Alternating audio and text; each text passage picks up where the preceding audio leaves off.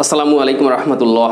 Hello dear viewers, welcome back to the mentor tutorial. Mentor টিউটোরিয়ালে আপনাদের সবাইকে অনেক অনেক শুভেচ্ছা এবং অভিনন্দন জানাচ্ছি। এখন যে বিষয়টি আলোচনা করবো, আপনারা গ্র্যাজুয়ালি দেখতেছেন দু একদিন ধরে আমি গ্রামার নিয়ে কিছু আলোচনা করছি। সো এখন প্রিপোজিশন নিয়ে আলোচনা হবে। প্রথমে বললাম যে প্রিপোজিশন, প্রি যার বাংলা অর্থ হচ্ছে পূর্বে, পূর্বে বা আগে। পজিশন এর বাংলা অর্থ হচ্ছে অবস্থান, অর্থাৎ প্রিপোজিশন পূর্বে অবস্থান, অর্থাৎ যে ওয়ার্ডগুলো সাধারণত কোনো সেন্টেন্সের নাম বা প্রণয়নের পূর্বে বসে তার সাথে অন্য ওয়ার্ডের সম্পর্ক স্থাপন করে। কি স্থাপন করে? সম্পর্ক ইংরেজি কি? রিলেশন। অর্থাৎ রিলেশন হয়ে যাচ্ছে দুইটার মাঝে, তাই না? এই যে শব্দটি এই রিলেশনটি তৈরি করছে তাকেই প্রিপোজিশন বলা হচ্ছে। অর্থাৎ প্রিপোজিশন অনেকটাই ঘটকের মতো। যখন আমরা একটা ছেলেকে একটা মেয়ের সাথে বিয়ে দিতে চাই, দুই পক্ষের সম্বন্ধের ব্যাপারে যখন কথা হয়, এখানে গুরুত্বপূর্ণ ভূমিকা পালন করে ঘটক। অর্থাৎ ছেলের তথ্য দিয়ে আসতে হয় মেয়ের বাড়ি, মেয়ের তথ্য দিয়ে আসতে ছেলের বাড়ি, দেখাশোনা করতে হয়, এক জায়গায় করতে হয়, ইত্যাদি ইত্যাদি, তাই না? আচ্ছা, তো এই যে ঘটক, যাকে ইংরেজিতে বলা হয় ম্যাচ মেকার, অর্থাৎ প্রিপোজিশন ম্যাচ মেকার হিসেবে কাজ করে, সেই ম্যাচ মেকারকে নিয়েই কিন্তু আলোচনা করতেছি। এনিওয়ে, সো আমি আজকে আপনাদেরকে এই বিষয়গুলো আলোচনা করে দেখাবো, সুন্দর করে বোঝাবো প্র্যাকটিক্যালি। আশা করি আপনারা মজা পাবেন এবং সেই সাথে শিখতে পারবেন। সো ভিউয়ার্স, আজকের ভিডিওটি স্কিপ করবেন না, প্রথম থেকে শেষ পর্যন্ত দেখতে থাকুন। Yes, come in please. Yes, come in. Yes, okay. আমাদের বইটি কোথায়? Where is our book actually? Sir, here is the book. Okay, thank you so much. Okay, this is our book. আমাদের সো ডিয়ার ভিউয়ার্স, এটা হচ্ছে আমাদের সেই বই। এই বইটির মাধ্যমেও কিন্তু আমরা শিখতে পারবো। এখানে প্রিপোজিশনের আলোচনাও বিভিন্ন জায়গায় আমি ছোট ছোট করে অল্প অল্প করে দিয়েছি। May I come in sir? Yes, come in please. Okay, ছিল। আচ্ছা, বইটা কোথায় ছিল? ইংরেজি কি হবে? Where is the book? Okay, can you tell me where is the book? The book was in the office room. The book was in the office room. Thank you so much, okay, for helping us. Okay, আচ্ছা, the book was in the office room, এই যে উনি বললেন যে বইটি office রুমে ছিল। এই অফিস রুম কি একটা প্লেস? এই জন্য the book was in the office room, in বলা হয়েছে। অর্থাৎ অফিস রুমে ছিল, রুমে কোন একটা জায়গার পরে সাধারণত আমরা ইন বা অ্যাড দিতে পারি। এখানে অ্যাডও বলা যেত, ইনও বলা যায়, সমস্যা নাই। ওকে, থ্যাংক ইউ। আচ্ছা, ওকে, ইয়েস, বইটা টেবিলের উপরে রাখো। ওকে, আচ্ছা, বইটা টেবিলের উপরে রাখো, এটা কি হবে ইংরেজি? এটাকে আমরা বলতে পারি keep the book on the table. আচ্ছা, এই যে ম্যাডাম, এই যে বইটা রাখছে। ওকে, তাহলে আমরা এখন দেখলাম কি যে ভিউয়ার্স, এই বইটা ম্যাডাম হচ্ছে টেবিলের উপরে রাখলেন। এখন এই বইটা, চেয়ারটা সরিয়ে দিই আমি একটু, ভালো করে বোঝার চেষ্টা করি। আমরা একটু বসলাম। ওকে, আচ্ছা, চেয়ারে বসাই, যে চেয়ারে বসলাম, এটা যে আমি চেয়ারে বসি, এটা কি হবে? আই সিট, আমি বসি। এবার কিন্তু ইন দ্য চেয়ার না, ইন বলা যাবে না, এখানে বলতে হবে I sit on the chair. On the chair, এই যে চেয়ারে বসলাম, তাই না? I sit on the chair. যাই হোক, যে বিষয় নিয়ে কথা বলছিলাম, এই বইটা এখন কোথায় আছে? প্র্যাকটিক্যালি শেখাবো আপনাদেরকে, শিখতে থাকবেন। সো ডিয়ার ভিউয়ার্স, আপনারা বুঝতেই পারছেন এই বইটা এখন কোথায় আছে তাহলে? হ্যাঁ, এটা বলেছে টেবিলের উপরে আছে। ওকে, ফাইন, টেবিলের উপরে এই বইটা আছে। তাহলে এই যে কোনো কিছুর উপরে কোনো কিছু আছে, এটা কিন্তু আসলে অন বলতে হয়। The book is on the table. The book is on the table. মনে করেন বইটি টেবিলের নিচেই নিয়ে চলে গেছি। এখন দেখেন আপনার বইটার নিচেই আছে, মনে করেন এখানে আমি একটু জাস্ট ধরে রেখেছি বোঝানোর জন্য, এইটা নিচেই আছে, দেখা যায়?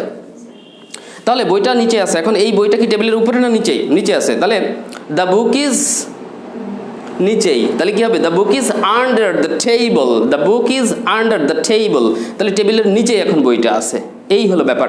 ওকে ডিয়ার ভিউয়ার্স, এবার আমি কলম খুঁজছি, তাই না? Okay, I am looking for my pen actually. Okay, oh sorry, হ্যাঁ, কলমটা কোথায়?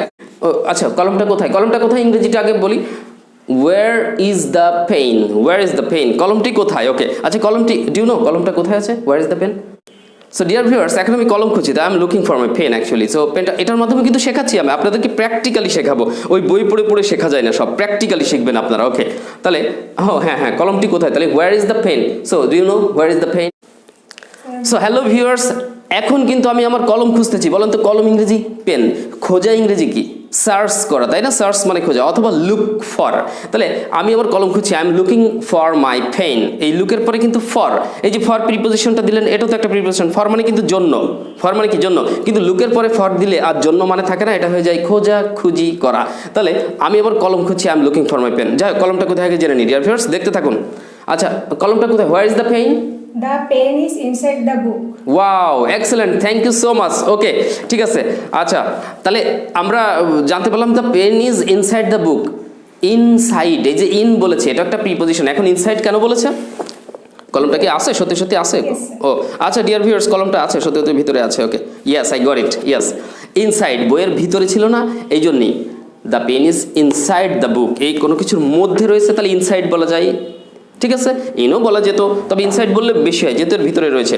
আচ্ছা, এই যে কলম, তাই না, কলম ইংরেজি কি? পেন। পেন। কলম দিয়ে আমরা কি করি? যুদ্ধ করি, তাই না, এরকম করে তলোয়ারের মতো নাকি? স্যার রাইটিং করি। রাইটিং মানে কি? লেখা। লেখা, লেখালেখি করি। Thank you so much. Okay, কলম দিয়ে আমরা লিখি। এখন এই যে বাক্যটা বললাম, কলম দিয়ে লিখি, দিয়ে অর্থাৎ দ্বারা দিয়া কর্তৃক, যে তৃতীয়া বিভক্তি আমরা জানি বাংলা গ্রামারে, বাংলা গ্রামার আমি ভালো বুঝি না, তাহলে এই দ্বারা দিয়া কর্তৃক এরকম বোঝালে বাই বা উইথ বসে। তবে এই কলম দিয়ে লেখার ক্ষেত্রে আমরা উইথ ব্যবহার করব। আমরা উই রাইট বাই পেন বলবো না, ঠিক আছে, তাহলে বলবো we write with pen, we write with pen, ঠিক আছে। আবার দ্বারা অর্থেও কিন্তু বায়ো ব্যবহার করা যায়, তবে এখানে উইথটা appropriate. Okay, thank you.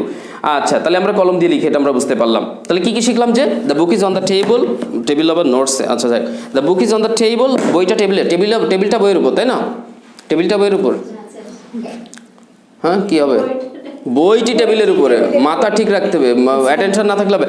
Okay dear viewers, I think you are enjoying. তাহলে বইটি টেবিলের উপরে, the book is on the table, নাকি the table is on the book? The book is, আচ্ছা, the book is on the table, ঠিক আছে। ক্যামেরার ব্যাকে আমাদের আরও ম্যাডামরা টিচাররা আছেন, they are helping me actually, তারা আমাদেরকে হেল্প করছে। ওকে, দ্য বুক ইজ কি হবে? ইয়েস প্লিজ ডিয়ার ক্যামেরাম্যান, কি হবে? The book is on the table. The book is on the table, thank you. আচ্ছা, এখন যদি এই কি বলে, বইটি যদি আমি এই নিচেই ধরি, the book is In the table. In the, না হবে না, হবে না, Under the আন্ডার মানে কি? আন্ডার মানে কি? উপরে, নিচে।